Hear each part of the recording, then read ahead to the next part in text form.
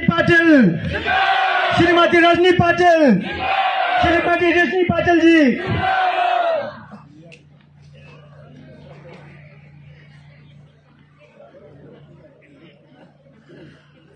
मैं मेरा भाषण हिंदी में करूंगी क्योंकि मुझे जुले के सिवाय कुछ नहीं आता आपकी भाषा में।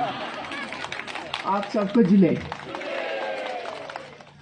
हमारे नेता और इस टेरिटरी के हमारे अध्यक्ष कांग्रेस पार्टी के, जिन्होंने कांग्रेस का परचम लहराता हुआ यहाँ पे रखा है, जोरा साहब, डिस्ट्रिक्ट कांग्रेस के प्रदेश डिस्ट्रिक्ट कांग्रेस के अध्यक्ष रिगजिन नामग्याल जी, अभी जिन्होंने बहुत अच्छे से यहाँ पे अपने विचार रखे, ऐसी हमारी छोटी बहन महिला कांग्रेस के अध्यक्ष स्टेनजिन डोलकर जी, रिगजिन सिंह जी, डॉक्टर नामग्याल जी, प्रेसिडेंट एमसी के, टी नामग्याल जी, एलओपी, जो यहाँ के हमारी हिल काउंसिल का हमारा नेतृत्व करते हैं, श्री यूथ कांग्रेस के हमारे, उनका नाम नजमल्ला चिता, डिस्ट्रिक्ट यूथ कांग्रेस के प्रेसिडेंट, नेपाल जी, और all the councillors, all sarpanches, all block president, बारिश में भी जो यहाँ पे आए ब्लॉक प्रेसिडेंट्स, और खास तौर पे जिनका उल्लेख मैं करना चाहती हूँ वो मेरी सब बहनें जो यहाँ पे मौजूद हुई हैं, उनका मैं उल्लेख यहाँ पे करना चाहती हूँ।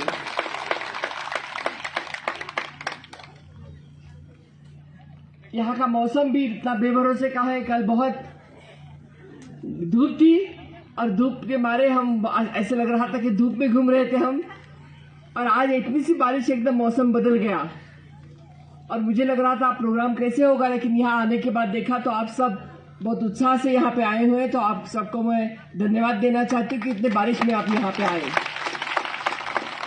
और अभिनंदन करना चाहती हूँ कि एक बहुत ही महत्वपूर्ण यहाँ पे चुनाव हिल काउंसिल का भी उपचुनाव हुआ, और जिस चुनाव में आप सब लोगों ने हमारा टुंडुप को जो जिता के दिया, आप सबके सहभाग से यहाँ पे टुंडुप को जिता के दिया, और यहाँ पे वो आए हैं, उनका हम अभिनंदन करें। हमारे लिए जीत बहुत इम्पोर्टेंट थी। ये जीत हमारे लिए शुरुआत है हमारे आगे आने वाले बहुत चुनावों की। कांग्रेस जो आने वाले समय में शुरुआत होगी वो इस जीत से शुरुआत होगी।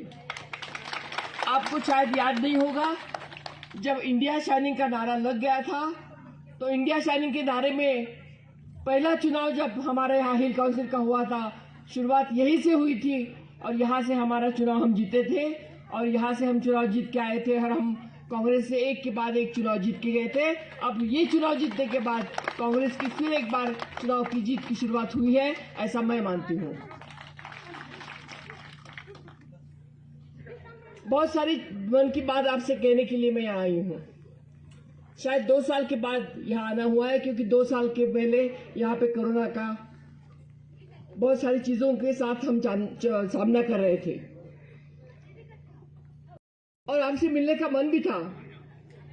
मुझे आ रही है, और छोटी सी कहानी मैं सुनाना चाहती हूँ आपको। मेरी बहनें यहाँ बैठी है, भाई वहां पीछे बैठे हैं, और आपको लगता है कि लद्दाख दूर है, हम जरा दूर इलाके में है, इसलिए कांग्रेस पार्टी का, कांग्रेस अध्यक्ष का, सोनिया जी का, राहुल जी का ध्यान थोड़ा हमारे ऊपर कम है, लेकिन वैसा नहीं है।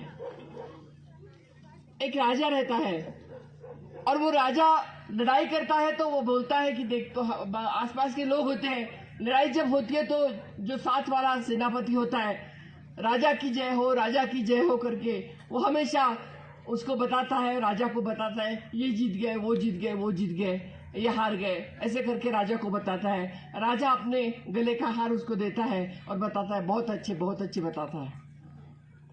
फिर एक बार जो दूर वहां में लड़ता रहता है लद्दाख के इलाके में, उसको लगता है कि मैं यहाँ लड़ता हूँ राजा के लिए, मेरा हाथ कट जाता है, मेरा सर कट जाता है, मेरा पैर कट जाता है, मेरे लिए कोई बोलता है या नहीं राजा को? तो राजा को उसका प्रधान जो है, वो प्रधान कभी बताता नहीं है कि वहां पे दूर लद्दाख में तुम्हारा कोई सैनिक मर रहा है, उसका हाथ कट रहा है, उसका पैर कट रहा है। लेकिन राजा को पता होता है कि वहां पे मेरा सैनिक वहां पे लड़ रहा है, मर रहा है। तो राजा की जो साथ में रहने वाला उसका साथी होता है, वो बोलता है कि राजा आप वहां के जो मोती की माला होती है, वो आपको कान में जो बोलता है उसको आप देते हैं, लेकिन वहां पे दूर जो बोलता है, जो लड़ता है आपका, उसको कभी भी आप उसकी दखलंदाजी लेते नहीं हो। तो राजा बोलता है जब वक्त आएगा तो उसको भी मैं दखलंदाजी दे दूंगा। और जब लड़ाई का समय आता है, जब उसको पता होता है, तो अपना खास दूत वहां भेजता है और उसको बोलता है कि वहां पे जाओ और वहां पे जो जोरा साहब लड़ रहे हैं, जोरा साहब के नीचे जो लोग लड़ रहे हैं, उनको बताओ कि मैंने भेजा है। वो लड़ाक वाले लोगों को बताओ कि मैं उनकी दखलंदाजी करूंगा, मुझे भेजा है। राहुल गांधी जी ने मुझे बोला है कि वहां लद्दाख में जाके बोलो कि हमारे जो लोग वहां लड़ रहे हैं, बीच में आपके जो नामग्याल जी और उनके नेतृत्व में जो लोग आए थे आपके सभी हिल काउंसिल के, उनको पूछिए कि उनको 11 लोगों को शायद सब जो मिले थे राहुल गांधी जी, 1 घंटा उनको टाइम दिया, उनको सब कुछ पूछा उन्होंने और बोला उन्होंने उनको कि मुझे आना है लद्दाख, मुझे आना है, मुझे देखना है वहां पे क्या चल रहा है। और फिर उन्होंने हंसते हंसते उनको बोला कि आपकी जो इंचार्ज है मुझे वहां बुलाती नहीं, मुझे लेके जाती नहीं, जोरा साहब को बयान दीजिएगा मेरा कि मुझे ले जाइए, मुझे आना है वहां पे, देखना है वहां ले लद्दाख, और मुझे देखना है वहां पे क्या चल रहा हो, क्योंकि आप उनकी लड़ाई वहां पे लड़ रहे हैं। मुझे हिंदुस्तान के और किसी इलाके में नहीं जाना है, मुझे ले लद्दाख जाना है। और हाल ही में जब ये उनकी यात्रा, जो भारत जोड़ो यात्रा खत्म होगी, मैं आपसे वादा करती हूँ कि राहुल जी को लेके यहाँ आऊंगी और आपको मिलवाऊंगी और उनको दिखवाऊंगी कि इतने दूर दराज से हमारे लोग लड़ते हैं, उनके लिए दिखा रहे हैं। जोरा जी ने भी बोले लेके आएंगे, उनको दिखाएंगे कि हमारे जो सैनिक उनका परचम यहाँ पे खड़ा करते हैं वो किस तरह से लड़ रहे हैं, ये दिखाने का काम हम करेंगे। मैं आपका अभिनंदन इसलिए भी करना चाहती हूँ कि मैं 2-3 दिन से यहाँ पे देख रही हूँ, इतने कठिन जगह पे, इतने कठिन समय पे आप उनकी लड़ाई लड़ रहे हो, कांग्रेस की लड़ाई लड़ रहे हो, चाहे कोई साथ में आए नहीं आए, आप ये लड़ाई लड़ रहे हो। और मुझे ये लगता है कि अब सबसे ज़्यादा संघर्ष का काम हमारे लिए ये है कि हमें ड्यूटी तो मिल गया है, लेकिन हमें सबसे ज़्यादा लड़ाई अब इसके आगे है कि हमारा सिख शेड्यूल हमें लेके रहना है। और सिख शेड्यूल की लड़ाई कांग्रेस करेगी, आपके लिए करेगी कि आपके साथ में कदम से कदम मिला के ये लड़ाई हम आपके साथ करेंगे, ये हम आपसे वादा करते हैं। क्योंकि आपको सिर्फ ड्यूटी देने से फायदा नहीं है, ड्यूटी देने के बाद आपको मजबूत करना, आपको ड्यूटी तो दे दिया, लेकिन आपको पैर बांध के रख के बोला है कि आप अभी चलना सीखो, वो आप नहीं पाएंगे। आपको बेरोजगारी रखी है, बेरोजगारी देकर आप लड़ नहीं सकते लड़ाई, आपके बच्चे बेरोजगारी से जूझ रहे हैं। ये मेरी माता यहाँ पे सामने बैठी है, उनको पता चलेगा कि लड़कों को अगर बेरोजगारी है तो बच्चे काम कैसे करेंगे। आज अग्निपथ दिया है, अग्निपथ का मतलब क्या है? अग्निपथ का मतलब बेरोजगारी और बढ़ानी। 4 साल के लिए सिर्फ आपको आपके बच्चों को सिर्फ दे देंगे, वो 4 साल के लिए फौजी बनाएंगे और 4 साल के बाद बोलेंगे अलविदा बाय बाय। इसका मतलब क्या है? इसका मतलब क्या है? इसके लिए हम अधिवेशन में भी लड़े, हमने पार्लियामेंट के अंदर भी इसके साथ लड़ाई की। हमने बोला ये अग्निपथ हमें मंजूर नहीं है, हमें अग्निपथ नहीं चाहिए, हमें फौजी की नौकरी चाहिए।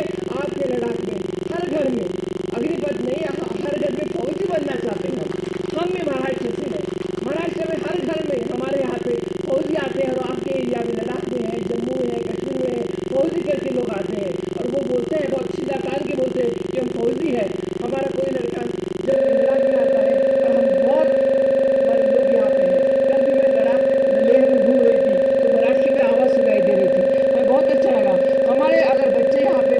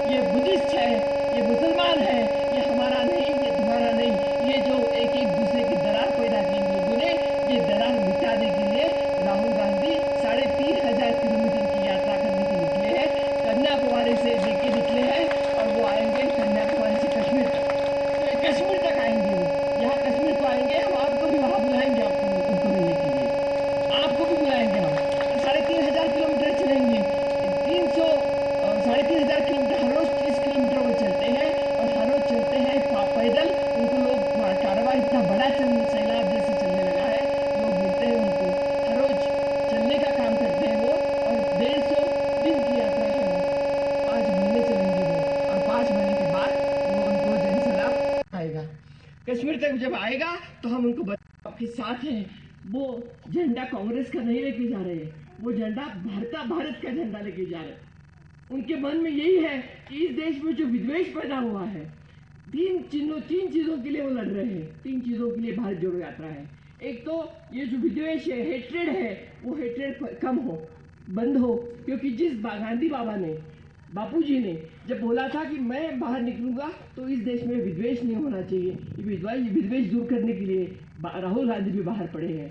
दूसरा है ये महंगाई, जिस महंगाई मेरी महिला बहनें अब देखती होगी कि हम हर रोज का हिसाब लिखने जब जाते हैं तो हमारे घर में पैसे बचते नहीं हैं। सिलेंडर जो 400 रुपये भी हुआ करता था वो 1000 पार कर चुका है। जो हमारा पेट्रोल डीजल का कीमत 100 रुपये पार कर गया है। हमारे हाथ में पैसे नहीं बच रहे हैं। जो हमारी बेरोजगारी है वो बढ़ती जा रही है। और इसलिए राहुल गांधी बोल रहे हैं कि ये कहीं ना कहीं कम होनी चाहिए। ये बहरी सरकार हमारी सुन नहीं रही, बोल रहे हैं कि महंगाई कम करो। ये सरकार ने बाकी सारे मुद्दे बोल रहे हैं, लेकिन हमारी महंगाई कम होती नहीं जा रही है, वो आगे जा रही है। रुपया नीचे आ रहा है। इसके लिए राहुल गांधी बाहर निकले हैं। ये सब चीज़ों को हम बोलने की कोशिश कर रहे हैं, हमारा कोई भी सुन नहीं रहा है। और तीसरी बात बेरोजगारी की, हमारे युवा आज बाहर है। आज जम्मू कश्मीर की बात की जाए तो Jammu Kashmir 22%, 22% all time high बेरोजगारी है।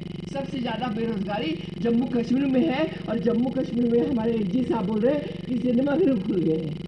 सिनेमा देखने के लिए हमें बता रहे हैं, हमारे झुंझुनू वो दे रहे हैं हमारे हाथ में और बोल रहे हैं कि आज सिनेमा देखने के लिए लोग आ जाएंगे। क्या सिनेमा देखने से हमारी बेरोजगारी कम हो जाएगी?